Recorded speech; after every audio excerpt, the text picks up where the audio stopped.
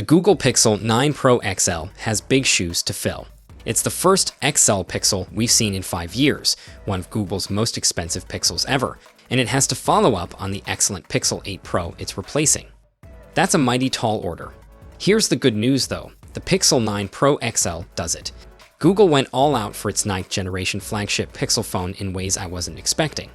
Not everything is perfect, but the result is a phenomenal smartphone that's well made, powerful, and a joy to use. If you're in the market for a flagship Android phone in almost every sense of the word, here's why the Pixel 9 Pro XL is one of your best choices. Google regularly ups its design game every year with Pixel phones, and the Pixel 9 Pro XL is no exception. However, it doesn't feel like a year-to-year improvement over the Pixel 8 Pro. Instead, it feels like a 2 or 3 year jump.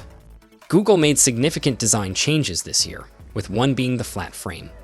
Unlike other phones that went flat this year, Google did a great job keeping the edges between the frame and the front and back of the phone smooth. It's a top-notch construction job that makes the phone comfortable to hold while still giving it that flat, industrial look. I didn't think Google could pull it off, but it did. Also new is the redesigned camera bar. Instead of extending the entire length of the phone's back, it's now an oval shape that sits like an island. And I like it.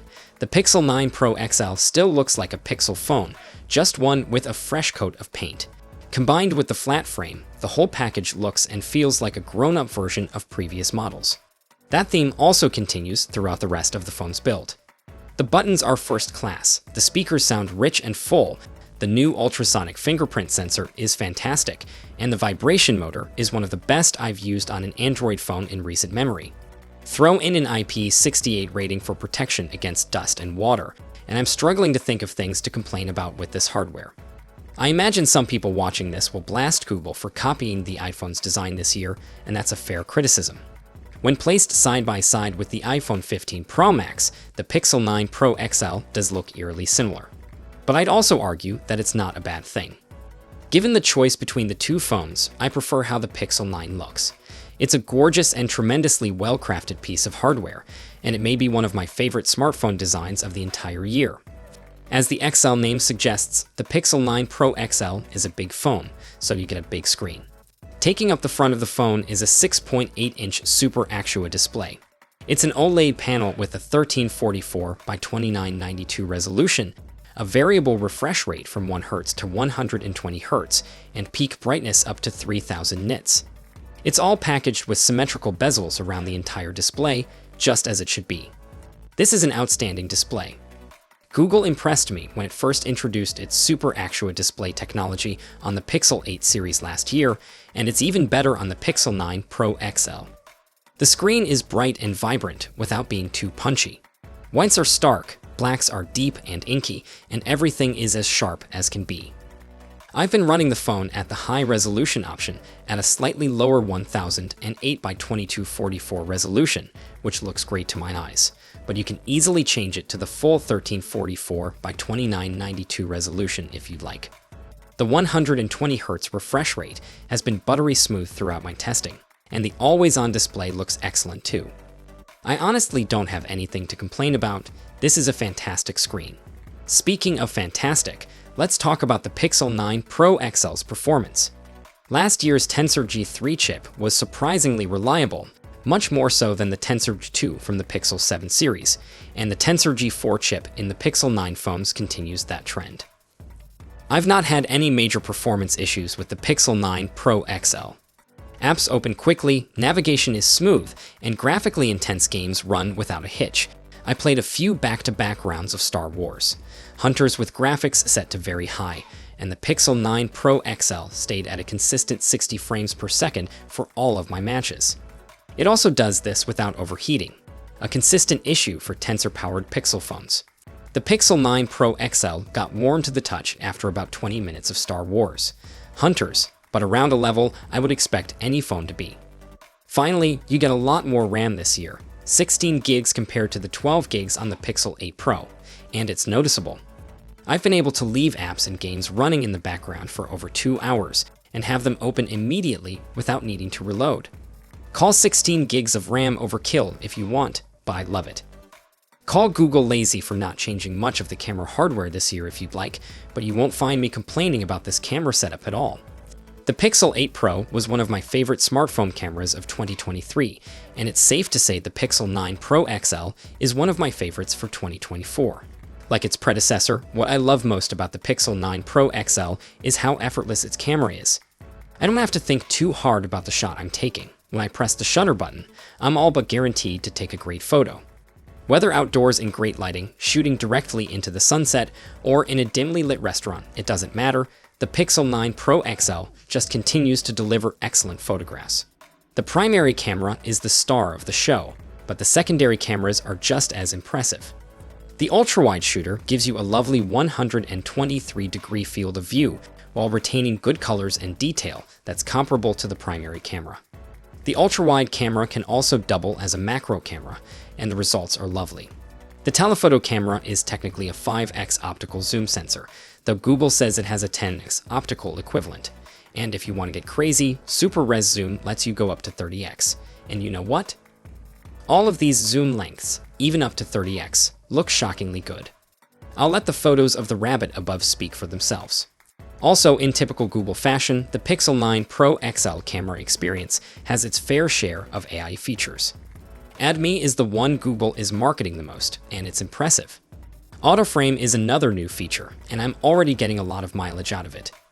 If you take a crooked photo, open it in the Magic Editor in Google Photos and tap the Autoframe button. It uses AI to perfectly line up your shot and fill in any missing gaps. In about a second, you get a perfectly framed photo.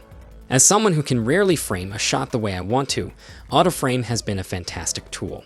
In a surprise twist, the Google Pixel 9 Pro XL doesn't ship with Android 15. Instead, like the Pixel 8 family, it ships with Android 14. It's an odd move, though ultimately, it's not a big deal. It'll be first in line for Android 15 when it's ready, and even without the newest Android version available, there are still some new software goodies to play with. Beyond those new additions, this is the same Pixel smartphone experience we've come to know and love over the years. Google's Android interface is clean, organized, and easy to navigate. Other features, such as Now Playing and Hold For Me, are still here and as helpful as ever. I've long preferred Google's Pixel software over any other Android interface, and that's not changing this year. On particularly heavy days, the Pixel 9 Pro XL is still a one-day smartphone. One day, for example, began at 7:20 in the morning and ended at 11:55 at the end of the day, with 16% battery remaining. That included 4 hours and 49 minutes of screen time, over 20 minutes of gaming, and lots of time on a 5G connection away from Wi-Fi. On a more casual day with just 2 hours and 47 minutes of screen time, still had 44% remaining. Depending on how you use the Pixel 9 Pro XL, this can easily be a day-and-a-half smartphone. Is this on the same endurance level we've seen from phones like the Galaxy S24 Plus and OnePlus 12? Not quite, but it is a notable improvement from the Pixel 8 Pro. And that means my Pixel battery anxiety isn't a thing this year. There's still room to improve, but Google is making great progress here. On the one hand, I suppose it isn't surprising that the successor to one of 2023's best smartphones is also excellent. But it's the level of improvement in certain areas where Google surprised me this year. I've discussed it enough, but the Pixel 9 Pro XL's hardware is unfathomably good. Google's Pixel hardware has always felt just a bit behind the competition, but it's now on par with, if not better than, the latest flagships from Samsung and Apple. It's also impressive that overheating and battery life are non-issues this year, as these are two things that have notoriously been a thorn in the side of Pixel phones. Throw that together with the expected excellence in camera quality, mostly good AI features and clean, up-to-date software, and you're looking at a darn good package. So, if the Pixel 9 Pro XL is so good, why not give it a perfect 10/10? Despite all the upgrades, the new $1,099 price is a sticking point. That's not because of the competition, but because the non-XL Pixel 9 Pro includes all the same features and specs, with a more compact display and a smaller battery for $100 less. It's the one I'll probably stick with, but that's because I prefer smaller phones. If you like bigger phones, the XL is the way to go. And the fact that we have a choice this year is fantastic. I just wish going for the XL also came with more storage and faster charging. Regardless, the Pixel 9 Pro XL is one of the best phones you can buy in 2024. It's the phone I'd personally choose over the Galaxy S24 Ultra, and it's even giving my iPhone 15 Pro Max a run for its money. If you want a big flagship Android phone, it's tough to do better than this. The Pixel 9 Pro XL is that good.